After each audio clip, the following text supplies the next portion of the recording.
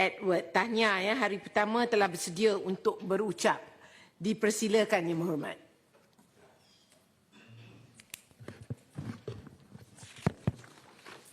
Terima kasih Datuk Yang Dipertua kerana memberi peluang saya membahas Belanjawan 2025 dan sebagai ahli baru mungkin saya akan sempat menyentuh satu dua pertinan isu saja mewakili daripada negeri Sabah. Bagaimanapun saya ucapkan salam Sabah Maju Jaya dan salam Madani Malaysia. Yang Dipertua, terlebih dahulu saya ingin mengucapkan tahniah kepada Yang Amat Berhormat Perdana Menteri merangkap Menteri Kawangan di atas pembentangan Belanjawan 2025 yang terbesar dalam sejarah, iaitu 421 bilion atau 27.2 bilion, lebih tinggi berbanding dengan tahun 2024. Jumlah kutipan hasil sebanyak 339.7 bilion dan untuk perbelanjaan mengurus serta perbelanjaan pembangunan juga terbesar, masing-masing berjumlah 335 bilion dan 86 bilion. Yang Dipertua, izinkan saya memberi ulasan sedikit mengenai Belanjawan 2025 dalam konteks perspektif negeri Sabah. Khasnya luahan rakyat Sabah sejak Belanjawan tersebut dibentangkan pada 18 Oktober yang lalu. Sebagaimana yang kita maklum, Sabah adalah satu daripada 3 wilayah rakan kongsi yang membentuk Malaysia dan bukan satu daripada 12 ataupun 13. Kawasan Sabah adalah lebih besar dari 6 negeri di Malaya. Sabah adalah termiskin dalam Malaysia dengan 8 daerah yang diisytiharkan termiskin. Pembangunan di Sabah juga jauh ketinggalan berbanding dengan negeri-negeri lain di Malaysia. Dengan jalan raya yang berlubang-lubang, bak kata netizen dalam media sosial umpama jalan menuju Kabulan. Kemudahan asas serba kekurangan dengan bekalan air dan air sering terputus. Masih banyak kawasan yang tiada air bersih terawat. Malah ada rakyat Sabah masih menggunakan air graviti sebagai sumber air harian selepas 61 tahun bergabung membentuk Malaysia. Seperti mana yang dihujakan oleh Senator Puan Annabel tadi berhubung dengan isu air. Lebih daripada 500 sekolah adalah sekolah daif dan tidak dibaik pulih oleh kerajaan sebelum ini. Dan banyak lagi lah Datuk Yang Dipertua berkurangan selain daripada sebenarnya, namun senerai terlalu panjang untuk saya huraikan di persidangan ini. Bagaimanapun, ucapan terima kasih kepada Yang Amat Berhormat Perdana Menteri merangkap Menteri Kawangan kerana telah memperuntukkan 6.7 bilion peruntukan pembangunan untuk Sabah, iaitu kenaikan 100 juta berbanding dengan Belanjawan 2024. Namun begitu, ia masih diparas tidak mencukupi untuk menampung permintaan bagi pembangunan di Sabah, di mana yang saya kongsikan tadi, begitu banyak kemunduran di negeri Sabah. Pengagihan peruntukan pembangunan tahunan sepatutnya dibahagi dengan kaedah nisbah 50-25-25 sesuai dengan kedudukan Malaysia yang 3 wilayah semenanjung Malaysia, Sabah dan Sarawak. Supaya pengagihan 25% daripada peruntukan besar 86 bilion untuk Sabah lebih adil dan saksama serta memberi peluang Sabah mengurangkan jurang perbezaan pembangunan dengan Malaya. Walau bagaimanapun, saya dan rakyat Sabah amat berharap peruntukan 6.7 bilion yang diluluskan dapat disalur sepenuhnya dalam tahun 2025. Hakikatnya, mengikut pengalaman kita, Datuk Yang Dipertua, setiap tahun Sabah tidak menerima penuh dana peruntukan yang diluluskan karena sistem birokrasi. Mengakibatkan hanya sebahagian sahaja yang dibelanjakan. Sementara baki akan dibawa ke tahun hadapan pula sebab secara roll over. Datuk Yang Dipertua, di Sabah kita difahamkan yang sempat terpakai di belanja sekadar di bawah 40% dan bakinya akan dikembalikan ke Kuala Lumpur. Dan kalau begini keadaan dia Datuk Yang Bertua, kasihan Bani Sabah. Sampai bila kami boleh maju setaraf dengan apa yang kita ada kemajuan di Semenanjung Malaysia ataupun di Kuala Lumpur ini. Di Kuala Lumpur kita boleh lihat jalan raya bertingkat-tingkat, tingkat 2, tingkat 4, tingkat bawah. Kalau kau accident di tingkat 3 pun belum lagi mati sebab ada lagi jalan raya di tingkat 2 dan tingkat 1. So begitu kasihan kami, Datuk Tuan Speaker. Jadi sampai bila? Dan yang paling sedih Yang Dipertua ialah di Sabah ini ada sudah ini bunyi-bunyi pilihan raya. Bila ada bunyi-bunyi pilihan raya, berbagai-bagai parti politik mengatakan kerajaan kita ini tiada pembangunan lah, sana sini masalah dan sebagainya. Bukan kita tidak buat pembangunan, tapi mintalah Kuala Lumpur, janganlah kasih break-break itu duit, kasih sampai awal. Kalau bulan 21, kirimlah bulan 1, bulan 2, jangan bulan 10, bulan 11. Baru sampai itu duit di negeri Sabah. Kalau kapal terbang saya pun baru 2 jam setengah, Pak. Tak kalah 6-7 bulan baru sampai Kota Kinabalu itu duit. Jadi itulah yang Dipertua kami minta. Lagipun duit itu sudah kena budget, Pak. Sudah kena budget, maksudnya mau kasih mana boleh tarik balik. Orang tua bilang itu buruk siku, tidak boleh, tidak ngam kalau di Sabah. Mesti dikasih dan dikasih.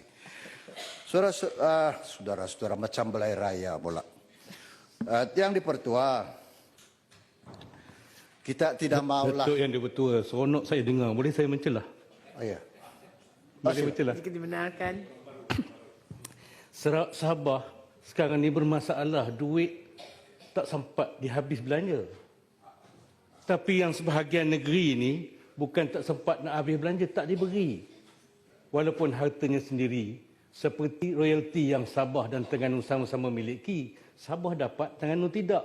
Dah ada belanja tapi tak sempat dibiaya, tak dibiaya. Di Terengganu ni tak boleh belanja kerana tak ada biaya. Apa komen Yang Berhormat Datuk?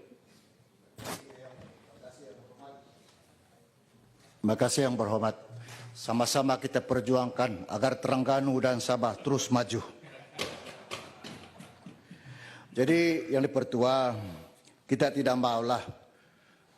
Kita diberi peruntukan 6,7 bilion atas kertas. Realiti dia sekadar 30%, 40%. Sangat sedih kita di negeri Sabah. Yang Dipertua, Datuk Yang Dipertua, untuk menyelesaikan isu ini, saya mencadangkan agar baki peruntukan pembangunan yang tidak terpakai pada tahun semasa dimasukkanlah dalam tabung pembangunan amanah Sabah. Sebab di Sabah kita sengaja wujudkan satu tabung khas ini supaya wang ataupun peruntukan yang tidak habis dipakai itu mohon disalurkan di tabung pembangunan amanah Sabah. Ataupun di Sabah ini popular dengan isu 40%. Biarlah yang baki tidak terpakai itu dipindah sebagai sebahagian daripada pembayaran 40% pembayaran kerajaan pusat kepada Sabah. Sekurang-kurangnya kalau duit itu ada, bolehlah Sabah gunakan pembangunan mengikut acuan dan perancangan sendiri dan dikawal selia oleh Kementerian Kawangan Persekutuan bersama dengan Kerajaan Negeri Sabah. Jadi kami serius, kami tidak salah guna itu duit, kami betul-betul kasih rakyat negeri Sabah. Datuk Yang Dipertua, satu lagi isu yang saya ingin sampaikan yaitu salah satu syarat yang penting Sabah bersetuju bergabung membentuk Malaysia adalah pengembalian 40% hasil bersih yang diperoleh persekutuan daripada Sabah. Walaupun ada disentuh oleh rakan-rakan senator tadi, ada jawatan kuasa, tetapi saya suka menambah bahwa syarat pemberian khas 40% tersebut termaktub di dalam laporan IGC dan artikel 112C dan jadwal ke-10 Perlembagaan Persekutuan. Maksud dia ini, kita ini dalam perlembagaan, kita ini menghormati perlembagaan, kita angkat sumpah atas nama perlembagaan. Maksud dia kita mesti tunaikan apa yang tercatat dalam Perlembagaan Persekutuan. Ini adalah antara syarat asas dalam Perjanjian Malaysia 1963 ataupun EME 63, di mana Yang Amat Berhormat Perdana Menteri telah berjanji bukan sekali, bukan dua kali, beberapa kali untuk melaksanakannya dan bukan sekadar untuk membuat kajian dan kajian sampai tidak tahu bila itu kajian boleh selesai. Walau bagaimanapun, kerajaan telah menggandakan bayaran. Terima kasih jugalah 40% tersebut daripada 300 pergi tambah lagi jadi 600 sebagai bayaran interim sahaja 2025. Tapi kami tidak mau di Sabah ini, kami tidak mau ini interim, kami mau yang betul-betul punya. Namun ianya tidak memadai dan tidak mewakili 40% yang sebenar. 3 bulan yang lalu, Yang Amat Berhormat Perdana Menteri semasa lawatan ke Sabah telah mendedahkan kutipan hasil dari Sabah pada 2023 dari 5 sumber berjumlah 10,2 bilion. Jadi kalau kita ambil jumlah ini dengan formula 40%, Tuan Yang Dipertua, harus dikembalikan kepada Sabah daripada 5 sumber ini adalah 4,08 bilion. Jauh berbeza daripada 600 juta bayaran interim.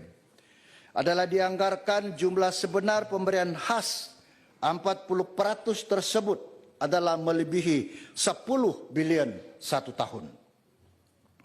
Datuk Yang Dipertua, ada juga kita dengar andaian-andaian khususnya daripada sebelah di sini menyatakan bahawa kalau kerajaan pusat membayar 40% kepada negeri Sabah, kononnya akan menjajaskan kawangan persekutuan ataupun akan membawa muflis dan sebagainya. Datuk Yang Dipertua, pemberian khas hasil 40% tersebut adalah duit Sabah, kita punya itu, Sabah punya. Dan tidak diambil daripada persekutuan atau negeri-negeri yang lain. Pengambilan 40% sebenar adalah obligasi kerajaan mengikut perlembagaan dan kerajaan harus menghormati serta mematuhi perlembagaan dengan mengembalikan pemberian 40%. Datuk Yang Dipertua, untuk menyelesaikan dan memudahkan pembayaran 40%, saya mencadangkan agar pungutan hasil dibuat oleh kerajaan Sabah sendiri dan sebahagian 40% kami akan bayar, kerajaan Sabah akan bayar kepada kerajaan pusat selepas kutipan dibuat. Untuk mencapai matlamat ini, kerajaan persekutuan hanya perlu memindah perkara 97 1 dalam Perlembagaan Persekutuan untuk memberi kuasa kepada kerajaan Sabah. Cara ini bukan sahaja memudahkan, malah mengurangkan tugas kerajaan persekutuan sekaligus menjimatkan kos kaki tangan kerajaan persekutuan dan sebagainya. Oleh yang demikian, saya menyeru kerajaan Madani melaksanakan serta-merta janji Yang Amat Berhormat Perdana Menteri kepada rakyat dan wilayah Sabah. Datuk Yang Dipertua, satu lagi yang saya ingin bentangkan yaitu syarat Sabah bersetuju membentuk Malaysia adalah berdasarkan perlindungan perlembagaan ataupun constitutional safeguard untuk hak-hak Sabah supaya hak tersebut tidak dihakis atau dipadamkan melalui pindaan perlembagaan persekutuan. Pada hari pembentukan Malaysia 16 September 63, Sabah dan Sarawak dan Singapura telah diberikan perlindungan perlembagaan dengan diagihkan 35 kursi parlimen. Akan tetapi, apabila Singapura telah terkeluar dari Malaysia pada 1965, kursi parlimen Singapura sepatutnya diagihkan kepada Sabah dan Sarawak supaya mengekalkan perlindungan perlembagaan tersebut. Sejak 1965, perlindungan perlembagaan tersebut sudah hilang dan lenyap. Namun demikian, masih belum terlambat untuk menghormati dan mematuhi semangat MA 63 dengan mengembalikan 35 kursi parlimen kepada Sabah dan Sarawak. Saya difahamkan bahawa kerajaan lalu, yaitu pada tahun 2022, yang diterajui oleh Yang Berhormat Bera, telah bersetuju menambah 34 kursi parlimen untuk Sabah dan Sarawak bagi mengembalikan 35% perlindungan perlembagaan tersebut.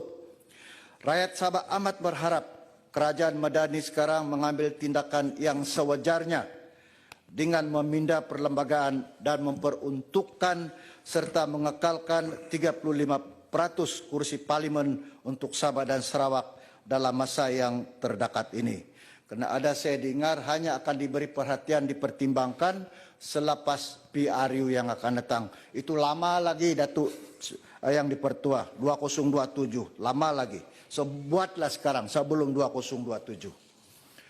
Datuk yang dipertua, sebelum mengakhiri saya ingin menyuarakan bahawa rakyat Sabah amat berharap perlaksanaan hak-hak Sabah seperti yang termaktub di dalam MA 63, Perlembagaan Persekutuan, Laporan IGC, Batu Sumpah dan sebagainya.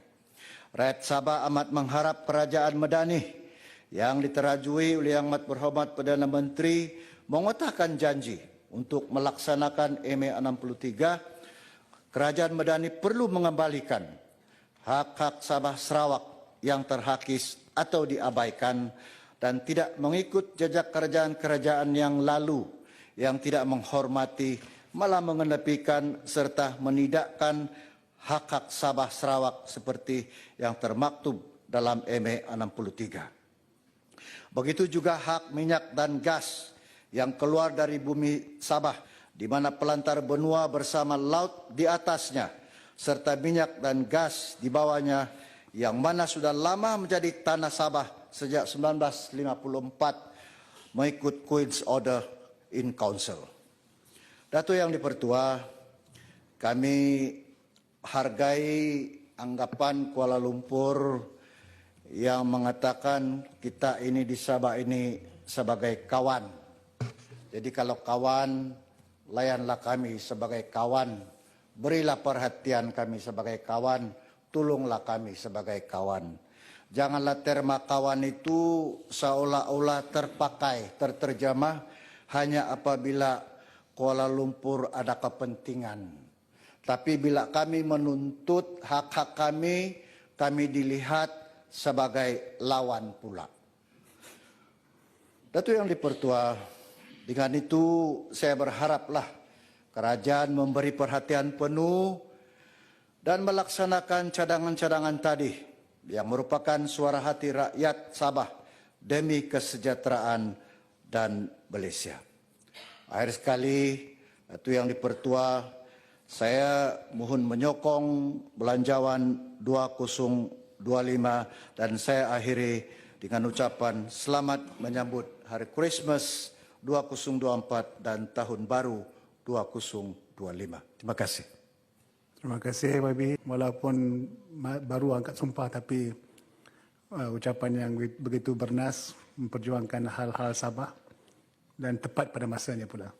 Terima kasih.